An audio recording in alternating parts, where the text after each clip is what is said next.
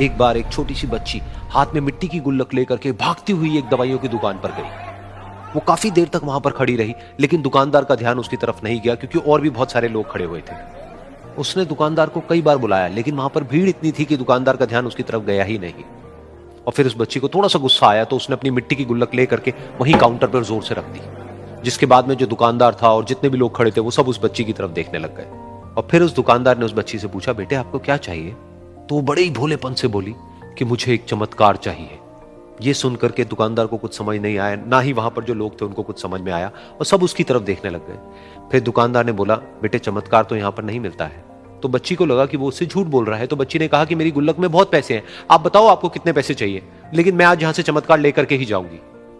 तो वहीं काउंटर पे एक और आदमी खड़ा था, उसने उस बच्ची से पूछा कि बेटे क्यों चाहिए तुमको चमत्कार?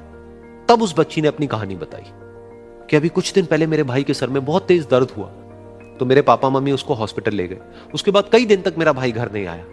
तो मैंने कई बार अपने पापा से पूछा, लेकिन उन्होंने मुझे कुछ नहीं बताया। उन्होंने बार बार यही कहा कि वो आ जाएगा, वो कल आ जाएगा, वो कल आ जाएगा, लेकिन वो आ ही नहीं रहा था। तो मैंने देखा कि मम्मी रो रही है, और पापा मम्मी को कह रहे थे कि उसकी दवाइयों के लिए और उसके इलाज के लिए जितने पैसे चाहिए उतने मेरे पास में नहीं है।